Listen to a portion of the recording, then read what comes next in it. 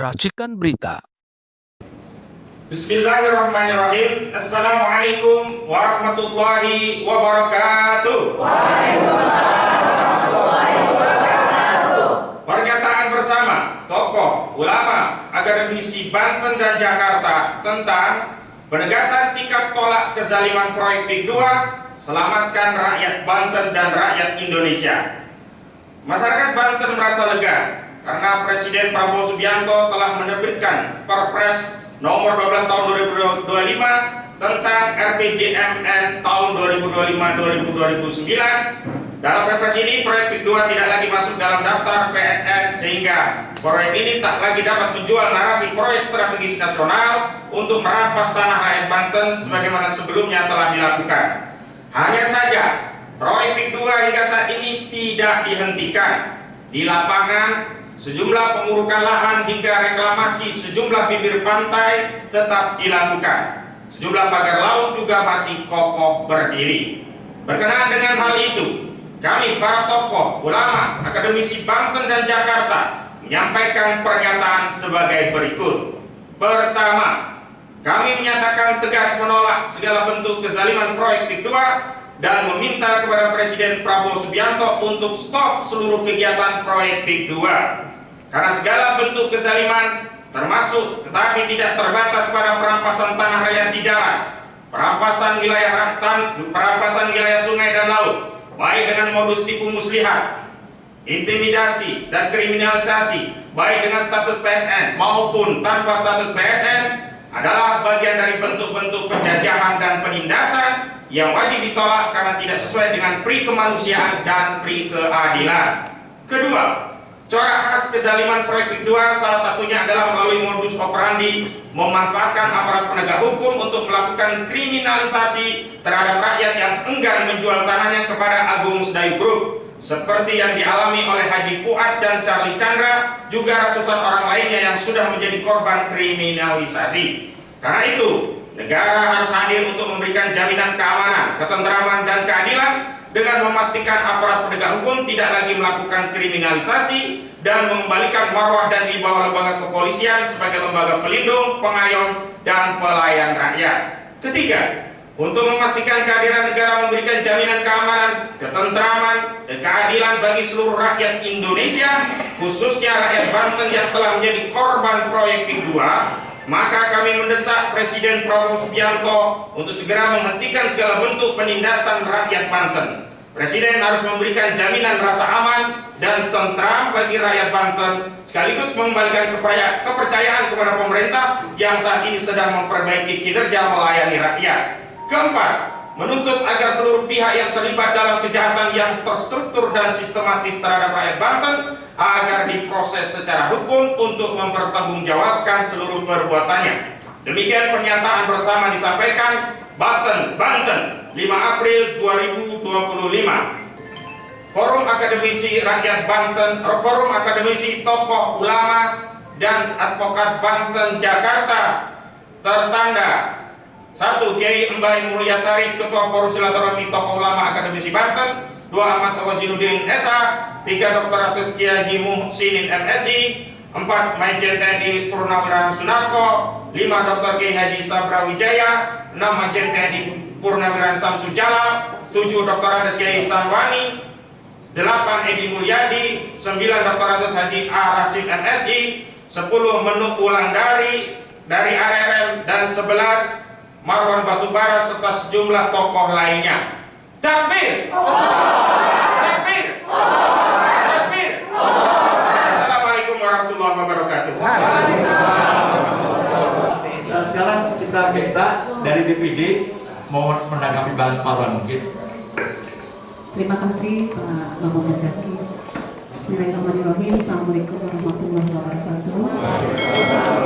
Yang saya hormati orang tua saya, Bapak Kiai Haji Bai Mulyasari, Pak Haji Mamun Sahroni, juga Kakanda Pak Mamun Mujaki, dan para sahabat saya Pak Sabrawi, juga dari Pak Maman Jafar beserta jajaran yang tidak saya sebutkan satu persatu, Bapak Ibu sekalian yang ada di sini. Alhamdulillah wa syukurillah atas izin Allah Subhanahu wa taala. Dengan segala kesibukan di hari yang fitri ini, izinkan saya meminta maaf Semoga silaturahmi kita di sini membawa berkah untuk kita semua dan melancarkan niat kita demi kebaikan masyarakat Banten maupun Indonesia. Saya setuju apa yang dikatakan Pak Marwan, karena memang Pak PIK ini juga mencuat gara-gara orientasi DPD pertama kali. Pada saat saya dengar pendapat dengan Prof. Chu, ahli otonomi daerah, Juarsa, Guru Besar PDN, saya bilang berbicara masalah perda. Kata saya, pusat jangan seperti malaikat. Kalau perda itu kewenangan daerah, beda dengan undang-undang. Karena kebetulan saya juga orang hukum dan saya juga kandidat dokter hukum tata negara, dan yang saya bahas juga tentang otonomi daerah, disertasi saya nanti. Jadi saya bilang ke Pak Prof. Chu pada saat itu, saya bilang perda itu sangat beda dengan undang-undang. Kalau undang-undang itu kan sekupnya mengatur Indonesia, tapi kalau daerah itu, perda itu kan mengatur muatan lokal, kearifan lokal daerah.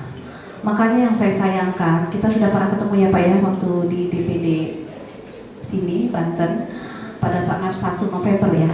Sejak saya rapat dengan pendapat dengan ahli otonomi daerah itu, saya sebut PIK. Di Banten ini sedang bermasalah juga tentang PIK 2-nya. Saya share video itu aja ribut kan. Sekarang akhirnya, nah itu kan pas itu kan munculnya pas video saya beredar itu, akhirnya PIK itu mencuat lagi. Tadinya kan seperti yang saya ingat sekali. Nah pada saat orientasi pertama kali itu, karena kebetulan saya ditempatkan di Komite 1 membidangi APH, pemerintahan dan hukum termasuk pemerintahan daerah, itu ada di saya.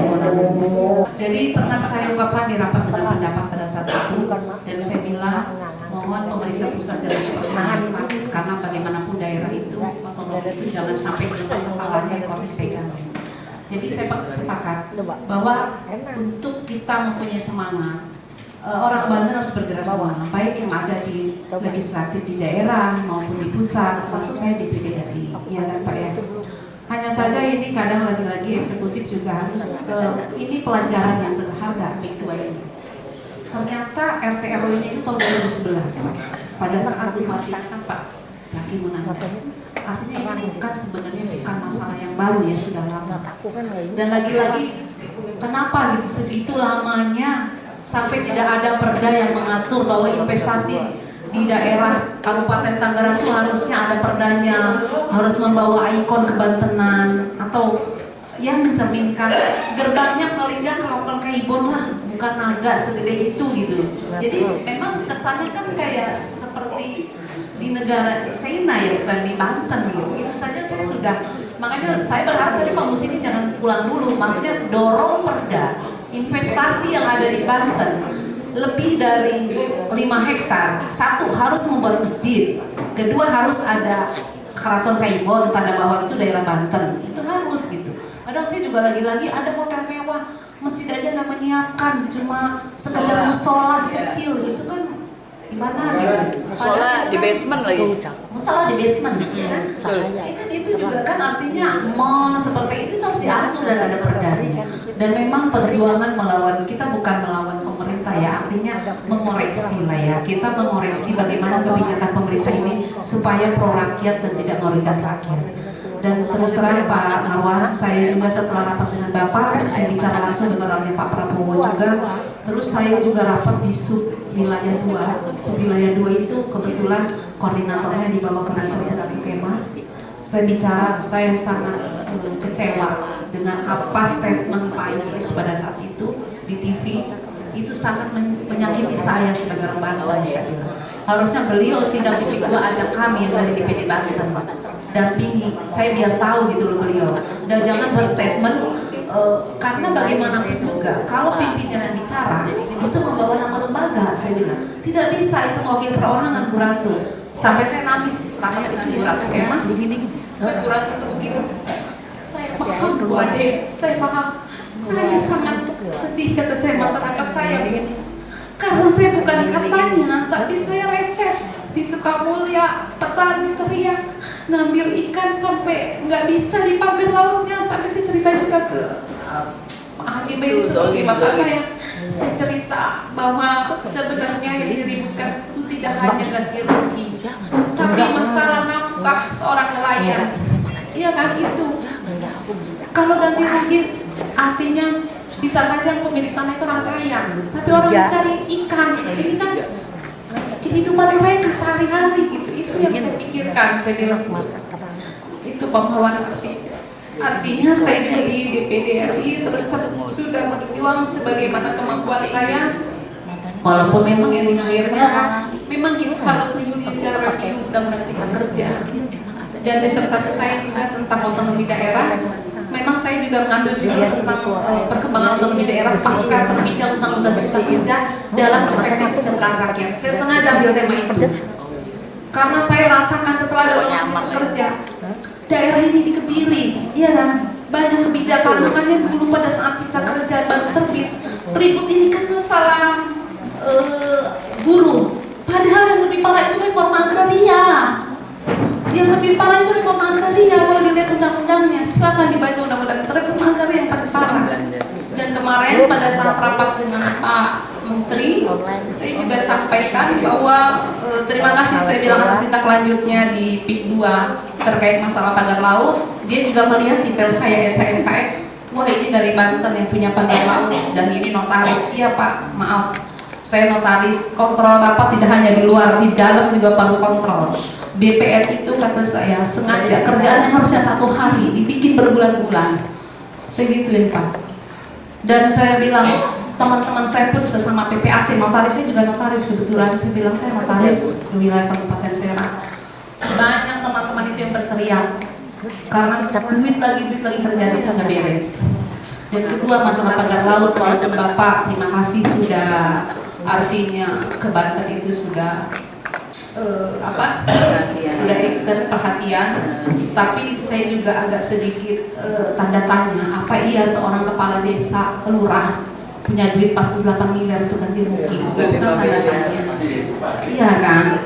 Ngapain capek-capek dari kepala daerah jadi lurah, dia nyalon aja bupati kan gitu ya. Nah itu juga saya sampaikan pada saat rapat dengan Pak Marwan. Dan ada lagi kemarin juga SHGU, alhamdulillah Bapak itu SHGU-nya bekas PT Jembatan Preager Lebak itu juga sudah habis masa berlakunya. Tapi begitu mau diterbitkan SHM seperti bermain mata antara BPN dengan PT. Saya bikin video di rapat itu, tolong videokan di video. Saya dokumennya langsung di-share PDF, di print oleh staf kami saya serahkan langsung Pak Menteri, dan sekarang alhamdulillah sudah terbit SHM-nya. Jadi memang berjuang itu harus dengan berbagai cara Pak. Selain kita harus ada dokumen yang akurat, begitu masuk akal Pak Nusron, kita sama-sama orang Muslim, kita nggak boleh kata saya menjolimi masyarakat. Oh iya Bu Ade, makanya ini saya serahkan dokumennya. Saya bicara bukan katanya, dan saya bicara bukan kata hoak. Ini saya bicara ada PDF-nya, saya print langsung saya serahkan ke Bapak. Makanya saya bikin video sampai dengan penyerahan videonya pun dokumennya saya videokan.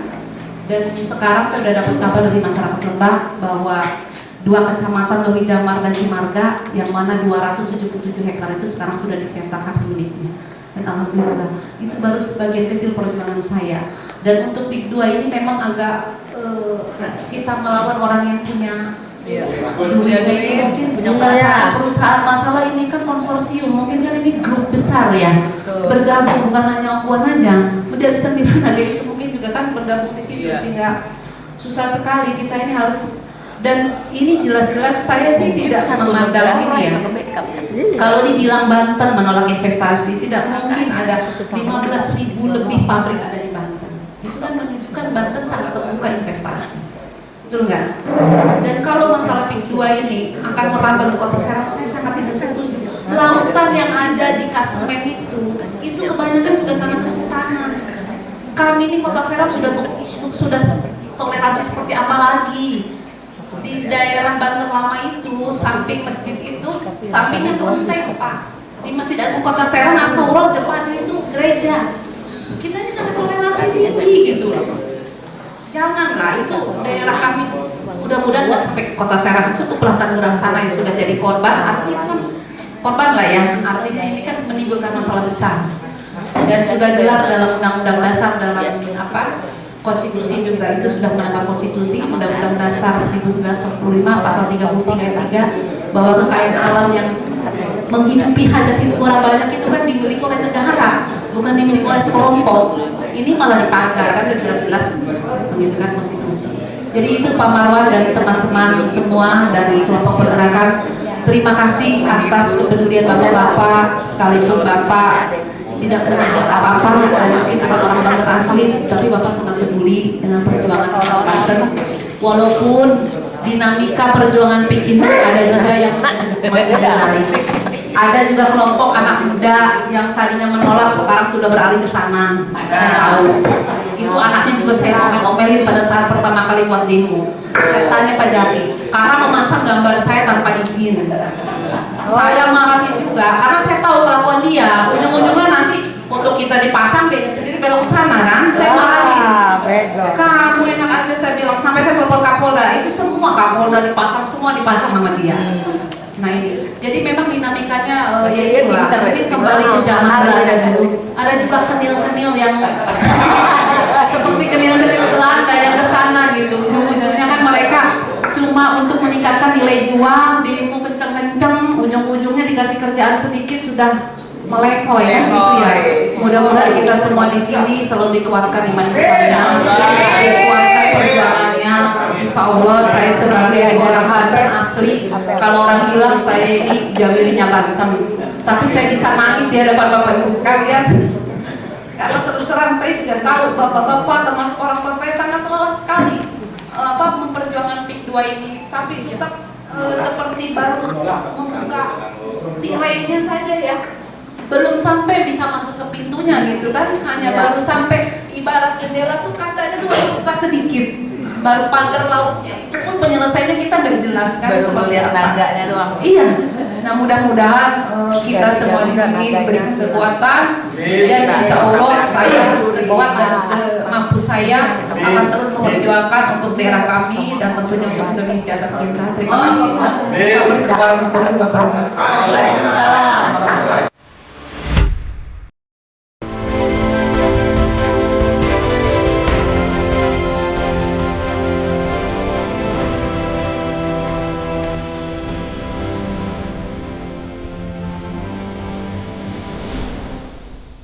Racikan Berita